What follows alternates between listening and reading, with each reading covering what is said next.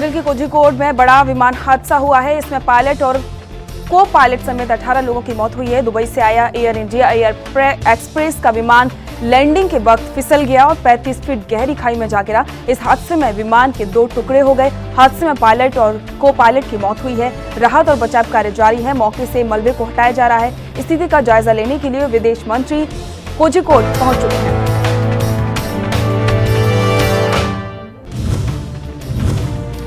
वहीं नागरिक उड्डयन मंत्री हरदीप सिंह पुरी ने बताया कि इस हादसे में 2 पायलटों समेत 18 लोगों की मौत हुई है। यह दुर्भाग्यपूर्ण है। 127 लोग अस्पतालों में भर्ती हैं। अगर विमान में आग लग जाती तो बड़ा हादसा हो सकता था।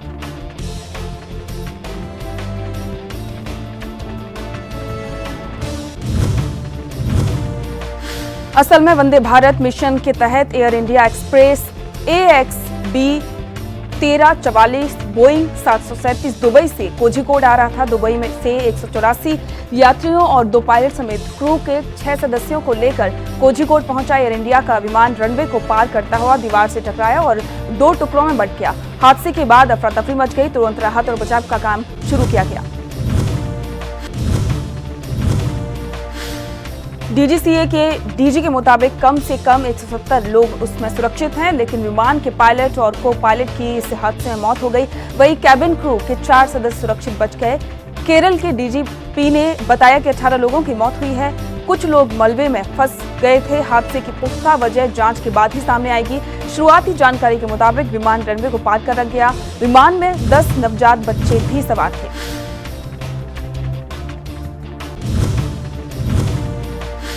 ये हादसा लैंडिंग के दौरान हुआ। हालांकि गनीमत ये रही कि इस दौरान विमान में आग नहीं लगी। हादसे के फौरन बाद बचाव का काम शुरू किया गया। सबसे पहले एयरपोर्ट पर तैनात CIFF के जवानों ने रेस्क्यू किया और इसके बाद NDRF की टीम मौके पर पहुंची। प्रधानमंत्री नरेंद्र मोदी ने हालात की जानकारी के लिए केरल के मुख्यमंत्री P विजयन से बातचीत की।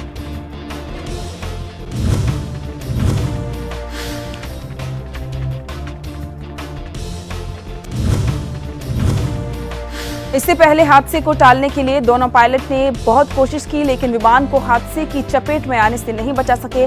कैप्टन अखिलेश और दीपक साढ़े दोनों की गिनती देश के बेहतरीन पायलटों में की जाती थी, जो इस हादसे में अपनी जान गंवा बैठे हैं। हादसे में मरने वालों को पायलट इन कमांड कैप्टन दीपक साढ़े और उनके को पायलट कैप्टन अखिलेश कुमार भी शामिल हैं। दीपक साढ़े भारतीय वायुसेना के पूर्व विंग कमांडर थे और उन्होंने एयरफोर्स के उड़ान परीक्षण प्रतिष्ठान में सेवा की थी।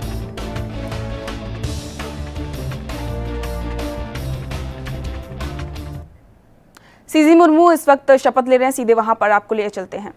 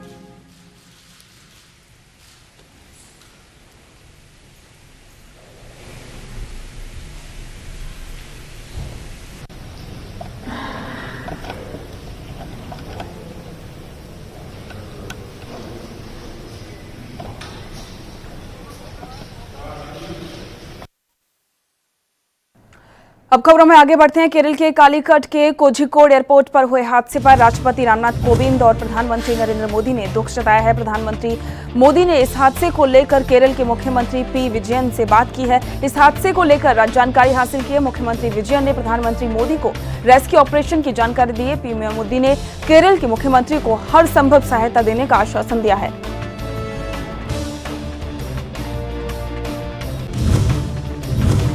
हादसे पर दुख जताते हुए प्रधानमंत्री नरेंद्र मोदी ने कहा है कि कोझिकोड विमान हादसे को लेकर दुख हुआ। मेरे विचार उन लोगों के साथ हैं जिन्होंने अपने प्रियजनों को खो दिया है। घायल यात्री जल्द से जल्द ठीक हों। केरल के मुख्यमंत्री विजयन से हालात को लेकर मेरी बात हुई है। अधिकारी घटनास्थल पर मौजूद हैं और प्रभावित लोगों को सही तरह से मदद दी जा रही है।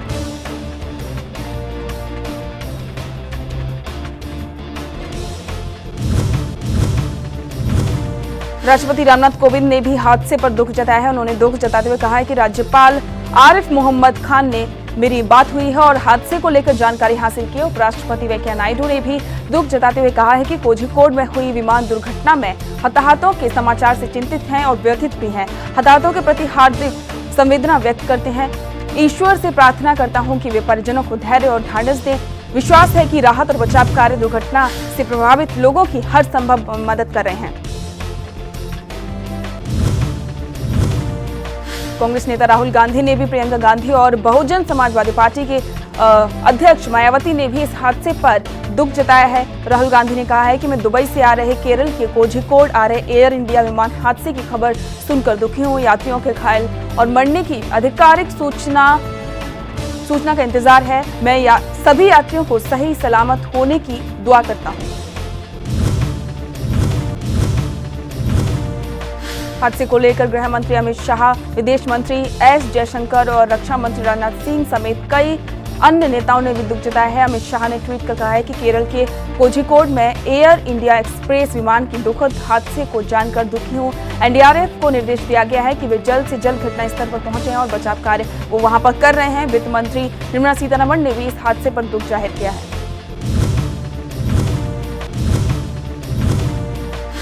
रक्षा मंत्री राजनाथ सिंह ने कहा है कि हादसे पर गहरा दुख है। कांग्रेस नेता रणदीप सिंह सुरजेवाला ने भी ट्वीट कर कहा है कि हादसे की खबर सुनकर स्तब्ध हैं। विमान में सवार लोगों के लिए मेरी दुआएं हैं। उम्मीद है कि मिसिंग लोग जल्द ही मिल जाएंगे। घायलों के जल्द ही ठीक होने की कामना करता हूं। पूर्व क्रिकेटर सचिन तेंदुलकर ने भी हादसे पर दुख जताया है।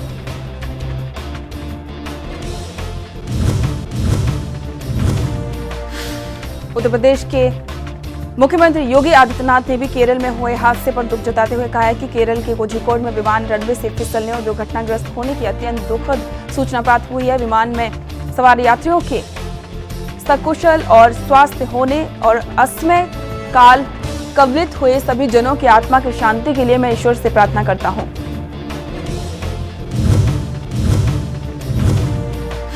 एयर इंडिया का विमान क्रैश होने पर पाकिस्तान के प्रधानमंत्री इमरान खान ने भी ट्वीट कर दुख जताया है। इमरान खान ने ट्वीट कर कहा है कि भारत के केरल राज्य में विमान हादसे में कई लोगों की जान जाने की खबर से दुख हुआ। इस कठिन समय में मृतकों के परिवार को अल्लाह ताकत दे।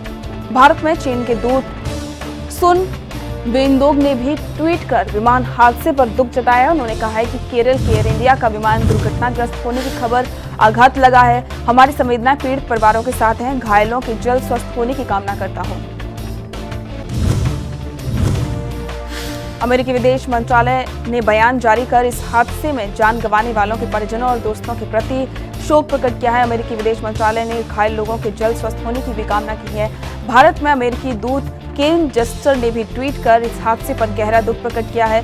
उधर इंटरनेशनल सिविल एविएशन ऑर्गेनाइजेशन ने हादसे पर दुख जताते हुए कहा है कि हमारी संवेदना प्रत्येक उस व्यक्ति के साथ है जो इस हादसे से प्रभावित हुआ है। गौरतलब है कि शाम के समय दुबई से रवाना हुआ ये विमान लैंडिंग के समय बारिश के कारण रनवे पर फिसल गया और यह हादसा हुआ। सुशांत केस में हर दिन कुछ न कुछ नया देखने को मिल रहा है। अब सुशांत केस की जांच कर रही सीबीआई टीम को बिहार पुलिस ने केस से जुड़े तमाम दस्तावेज सौंप दिए हैं। दिल्ली सीबीआई टीम को दस्तावेज सौंपे गए हैं। इसके अलावा सीबीआई ने सुप्रीम कोर्ट से सुशांत सिंह राजपूत मामले में उन्हें भी पक्षकार बनाए जाने की मांग की है। सीबीआई क्षेत्राधिकार पर स्पष्टता चाहती है। वहीं अब सुप्रीम कोर्ट में 18 अगस्त को सुशांत सिंह राजपूत मामले में सुनवाई होनी है।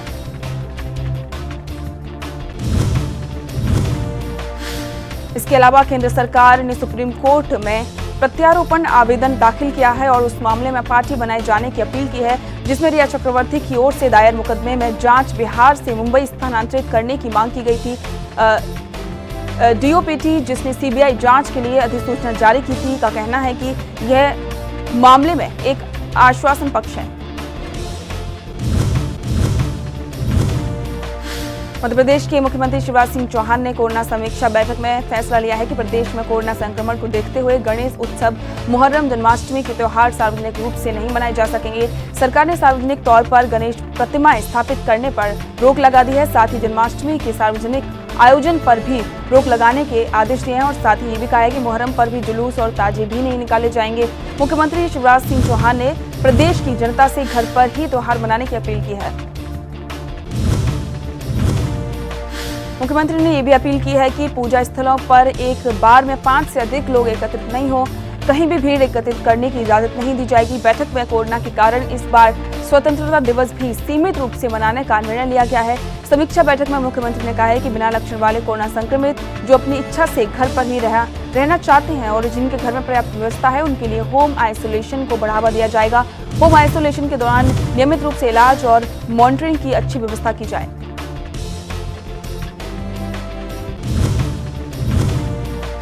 बता दें कि मध्य प्रदेश में पिछले 24 घंटे के दौरान कोरोना वायरस के 734 नए मामले सामने आए हैं। इसके साथ ही प्रदेश में कोरोना के कुल मामले बढ़कर 37,298 हो गए हैं। वहीं राज्य में पिछले 24 घंटे में इस बीमारी से 16 और लोगों की मौत हुई है। साथ ही प्रदेश में मृतकों की तादाद बढ़कर 962 हो गई है। अब तक प्रदेश में 27,621 लोग स्वस्थ भी हो चुके हैं। प्रदेश में अभी तक कोरोना के 8,715 एक्टिव केस हैं।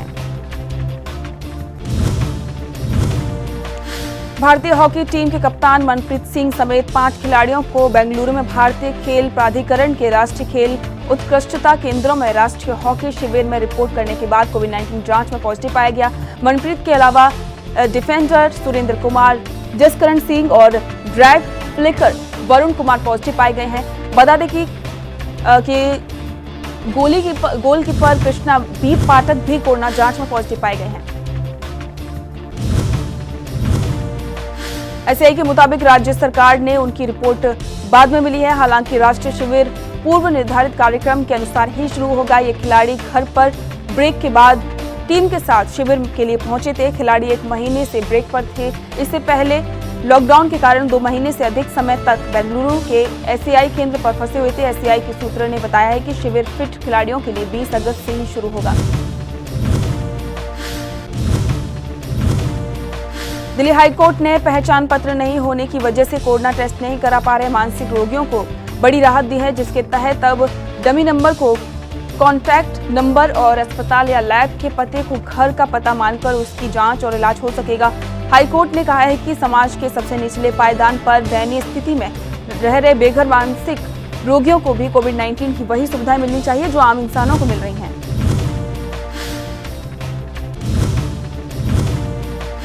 हाईकोर्ट ने आईसीएमआर को याचिकाकर्ता की उस मांग पर भी विचार करने को कहा है जिसमें एरिया के पुलिस अधिकारियों की नंबर बेघर मानसिक रूप से बीमार लोगों के कॉन्टैक्ट नंबर के रूप में देने को कहा गया था। दरअसल हाईकोर्ट ने केंद्र सरकार और आईसीएमआर को दिल्ली में लाखों बेघर मानसिक रूप से बीमार लोगों को कोविड-19 टेस्ट और इसका इलाज कैसे हो, इसको लेकर समाधान ढूंढने को कहा गया था, क्योंकि बिना पहचान पत्र के मानसिक रोगियों का इलाज नहीं हो पा रहा।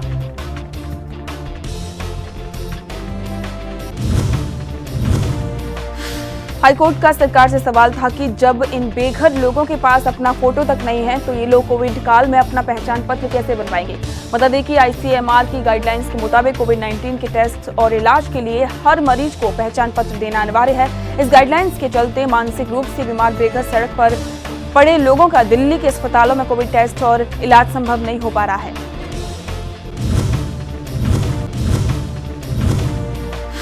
देश में एक बार फिर से 60,000 से ज्यादा कोरोना के केस सामने आए हैं। बीते 24 घंटे में 61,455 नए कोरोना के मामले सामने आए हैं, जबकि वायरस की चपेट में आने से 937 लोगों की मौत हुई है। इस तरह अब देश में कुल कोरोना मरीजों की संख्या 20,86,000 की संख्या को पार कर चुकी है, जबकि कुल 42,578 लोगों की कोरोना के चलते मौत हुई है। इसके अलावा देश में एक दिन में 50,387 कोरोना मरीज ठीक भी हुए हैं, जिसके बाद यह आंकड़ा बढ़कर 14,27,669 पर पहुंच गया है। हालांकि देश में अभी भी 6,16,000 से ज्यादा एक्टिव केस हैं और यह आंकड़ा लगातार बढ़ता जा रहा है। बता दें कि देश में हर रोज ठीक होने वाले मरीजों से ज्यादा नए केस सामने आ रहे हैं, जिसके कारण देश में कोरोना के एक्टिव केसों में लगातार बढ़ोतरी हो रही है। देश के अन्य राज्यों की बात करें तो महाराष्ट्र में बीते दिन में 10,483 नए कोरोना के केस सामने आए हैं। 300 लोगों की मौत हुई है। इसके अलावा एक दिन में 10,906 मरीज ठीक भी हुए हैं। नए मामले सामने आने के बाद महाराष्ट्र में कोरोना के कुल मरीजों की संख्या 4,90,262 हो गई है, जबकि एक्टिव केस 1,45,582 हो गए हैं। इसके अलावा मृतकों का आंकड़ा भी बढ़कर अब 17,092 पर पहुंच गया है। अन्य राज्यों की बात करें तो तमिलनाडु में एक दिन में कोरोना के 5,880 नए मामले दर्ज किए गए हैं, जबकि 119 लोगों की मौत हुई है। नए मामले सामने आने के बाद राज्य में अब कोरोना मरीजों का कुल आंकड़ा 2,85,024 पर पहुंच गया है, जबकि मृतकों की संख्या 4,690 हो गई है। हालांकि राहत भरी खबर यह है कि 24 घंटे में 6,488 कोरोना मरीज ठीक हुए हैं, जबकि राज्य में अभी भी 52,759 एक्टिव केस हैं। इसी तरह आंध्र प्रदेश की बात करें तो यहां पर 24 घंटे में 10,171 कोरोना के मरीज सामने आए हैं, जबकि 89 लोगों की मौत हुई है। राज्य में कुल कोरोना केस 2,06,960 हैं, जबकि 1,842 कोरोना मरीज दम तोड़ चुके हैं। राज्य में एक दिन में 7,594 मरीज ठीक हुए हैं, जबकि 84,654 एक्टिव केस हैं। बता दें कि आंध्र प्रदेश में इलाज के बाद अब तक 1,20,464 लोगों की मौत ठीक भी हो चुके हैं। देश के अन्य राज्यों की तरह कर्नाटक में भी कोरोना के मामले बढ़ते जा रहे हैं। राज्य में 24 घंटे में 6,670 नए केस सामने आए हैं, जबकि 101 संक्रमित मरीजों की मौत हो चुकी है। इस तरह अब राज्य में 1,64,924 कोरोना के मरीज हैं। हालांकि इसमें 77,685 एक्टिव केस हैं और 84,232 मरीज ठीक हो चुके हैं। इसके अलावा 2,998 मरीजों की मौत हुई है।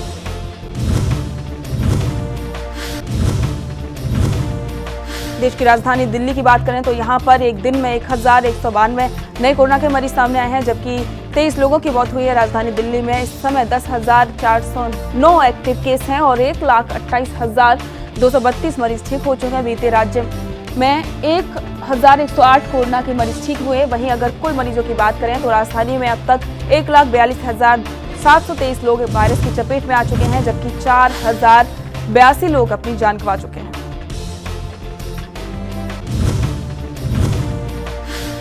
उत्तर प्रदेश की बात करें तो यहां बीते दिन 4,404 नए कोरोना के केस सामने आए हैं, जबकि 63 लोगों की मौत भी हुई है। नए केस सामने आने के बाद राज्य में कुल कोरोना मरीजों की संख्या 1,13,378 हो गई है, जबकि एक्टिव केस 44,563 हैं। इसके अलावा राज्य में अब तक कोरोना के कुल 1,981 मरीजों की मौत हो चुकी है, जबकि इलाज के बाद 66,834 कोरोना के मरीज ठीक हो चुके हैं। बीते दिन राज्य में 3,432 मरीजों को अस्पतालों से छुट्टी मिली है। पश्चिम बंगाल में कोरोना वायरस संक्रमण के एक दिन में 2,000 से ज्यादा मामले सामने आए हैं, जबकि 52 लोगों की मौत हुई है। इसके अलावा 2,037 लोग ठीक भी हो गए हैं और अपने घर चले गए हैं। अब तक राज्य में 89,000 से ज्यादा कोरोना के मामले सामने आ चुके हैं। 63,000 से ज्यादा लोग घर भी चले जा। राज्य में अब तक 1,954 लोग कोरोना वायरस से मौत हो चुकी है।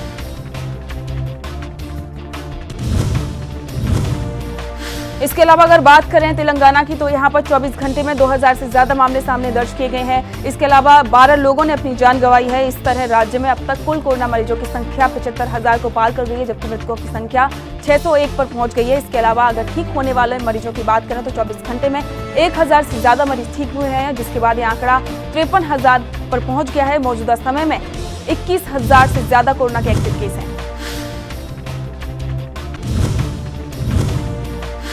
बिहार में बीते दिन इलाज के दौरान 12 कोरोना संक्रमितों की मौत हुई, जबकि 3,646 नए कोरोना संक्रमित की पहचान हुई है। अब तक 400 कोरोना मरीजों की मौत हो चुकी है। प्रदेश में अब तक 71,000 से ज्यादा संक्रमित मरीजों की पहचान हो चुकी है, जबकि 40,000 से ज्यादा संक्रमित मरीज स्वस्थ भी हो चुके हैं। बीते दिन राज्य में 2,000 से ज्यादा मरीज ठीक हुए। अब तक राज्य में 25,128 एक्टिव केस हैं।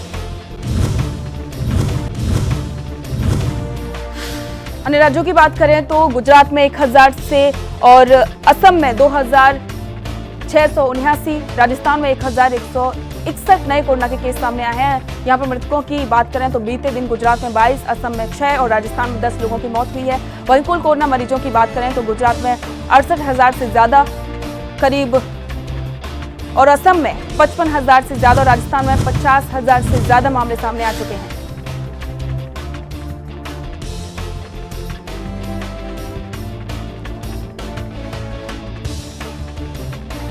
अगर पूरी दुनिया भर की बात करें तो बीते विश्व भर में अब तक 1 करोड़ से ज्यादा लोग कोरोना वायरस की चपेट में हैं, जबकि 7,24,000 से ज्यादा मरीजों की मौत हो चुकी है। हालांकि राहत भरी खबर यह है कि इलाज के बाद 1,25,44,000 से ज्यादा मरीज ठीक भी हुए हैं। बीते दिन पूरे विश्व में 2 लाख से ज्यादा नए केस सामने आए हैं, जबकि 6,448 कोरोना मरीजों की मौत हुई है।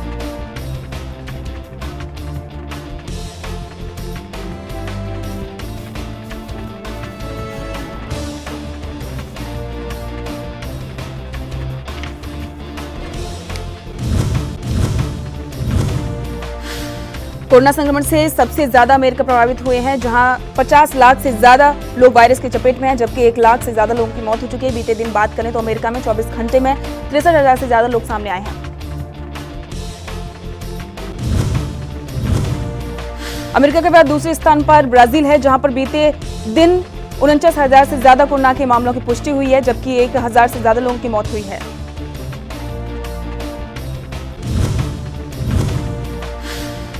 जम्मू कश्मीर पुलिस और सुरक्षा बलों ने कौंच के फॉरेस्ट इलाके से एक आतंकी ठिकाने को ध्वस्त किया है, जिसमें हथियार भी बरामद किए गए हैं।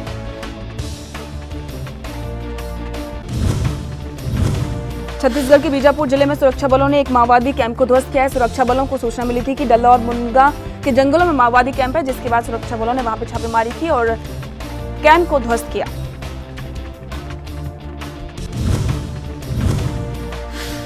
उत्तर प्रदेश के बांदा जिले से एक गांव में बच्ची के साथ छेड़छाड़ का मामला सामने है, जहां पर एक हाजी मौलाना ने 13 साल की मासूम के साथ छेड़छाड़ की। बच्ची मौलाना के पास कुरान पढ़ने जाती थी।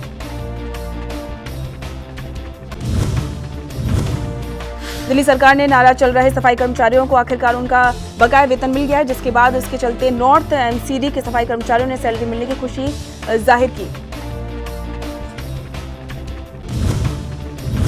देश भर में कोरोना वायरस के संक्रमण को फैलने से रोकने के लिए लॉकडाउन लगाया गया था, जिस दौरान देश भर में शराब की दुकानें बंद रहीं। वहीं लॉकडाउन की ढील मिलने पर राजस्व को बढ़ाने के नाम पर शराब की दुकानों को एक बार फिर से खोल दिया गया। लॉकडाउन के बाद राजधानी दिल्ली में लंबे समय बाद खोली गई शराब की दुकानों को सुबह 10 बजे से रात को 9 बजे तक ही खोला जा रहा था, और अब ये दुकानें 10 बजे तक खुलेंगी। दिल्ली एनसीआर में पिछले 2 दिन में 30 से 40 किलोमीटर प्रति घंटे की रफ्तार से चल रही हवाएं लोगों के लिए राहत बनकर आई हैं। उमस और गर्मी से राहत मिली है। वहीं भारतीय मौसम विज्ञान विभाग का कहना है कि अभी दिल्ली में मौसम कमोवेश ऐसा ही बना रहेगा।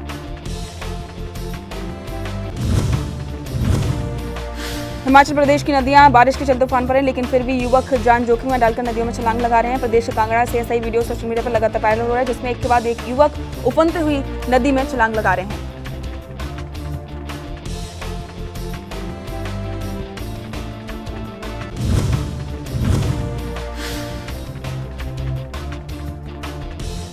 हिमाचल प्रदेश की नदियां उफान पर हैं, लेकिन फिर भी युवक जान जोखिम में डालकर नदियों में छलांग लगा रहे हैं। ऐसा ही एक वीडियो प्रदेश के कांगड़ा से सामने आया, जहां पर युवक नदी में छलांग लगाते हुए नजर आ रहे हैं।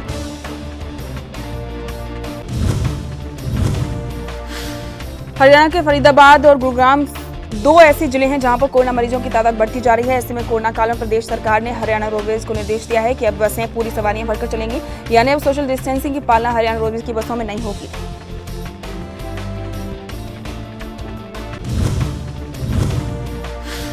हरियाणा रोडवेज की बस अब 30 सवारियों के बंधन से मुक्त हो गई है। अब हरियाणा रोडवेज में 52 सीटों पर 52 सवारी बैठेंगे और साथ ही फतेहाबाद रोडवेज में भी कल बसों में अच्छी खासी भीड़ देखी गई। हालांकि सरकार की ओर से जारी दिशा निर्देशों का पालन यात्री करते हुए दिखाई नहीं दिए।